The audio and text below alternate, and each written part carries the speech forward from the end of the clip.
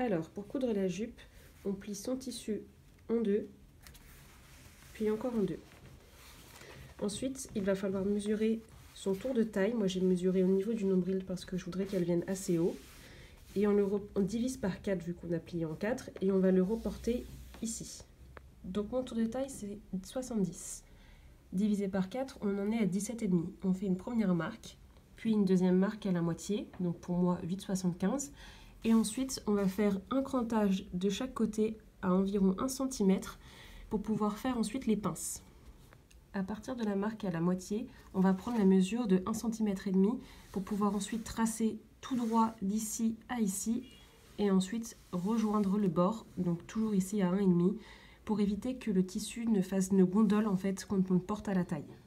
Ensuite, on divise notre tour de fesse par 4 encore une fois. Donc pour ma part, c'est 93. Divisé par 4, on en est à 23,25. Je fais un point à 23,25 cm du bord du pli et à 25 cm du haut de la jupe. Le 25 cm correspond à la hauteur entre mon nombril et mon tour de fesse. Et enfin, il va suffire de tracer de notre tour de taille à notre tour de hanche en continuant jusqu'en bas selon la longueur désirée pour la jupe. Pour moi, j'ai choisi 50 cm de hauteur pour avoir la place de faire l'ourlet et les petits festons devant. Avant de découper, on va terminer les pinces. Donc perpendiculairement au point que l'on a marqué, on va marquer un dernier point à 11,5 pour pouvoir marquer la pince.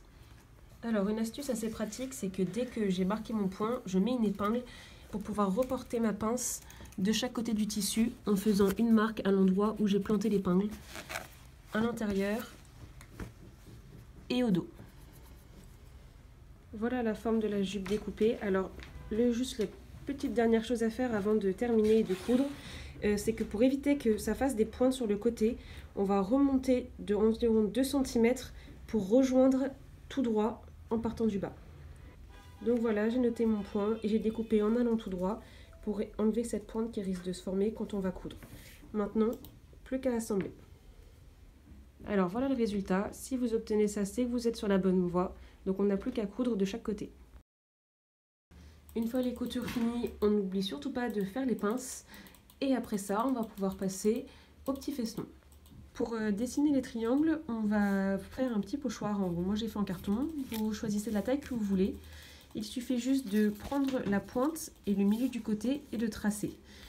Donc on place la pointe en bas, le milieu sur la couture et on va tracer ici. On commence toujours avec la moitié du triangle sur la couture, ça fait plus joli. Une fois que l'on a coupé nos 2 triangles de chaque côté, on va faire le petit ourlet dont je vous ai parlé tout à l'heure avec la surjeteuse. Si jamais vous n'avez pas la surjeteuse, ce que je fais des fois, c'est que je mets le réglage sur la boutonnière en petits points zigzag.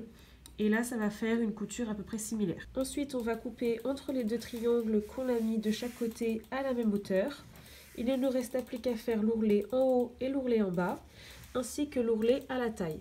Si vous avez un tissu élastique, vous pouvez laisser comme tel, ou ajouter un élastique à la taille, c'est comme vous préférez. Mais si, comme moi, le tissu n'est pas tout à fait élastique, vous pouvez ajouter une fermeture et ça donnera quelque chose comme ça.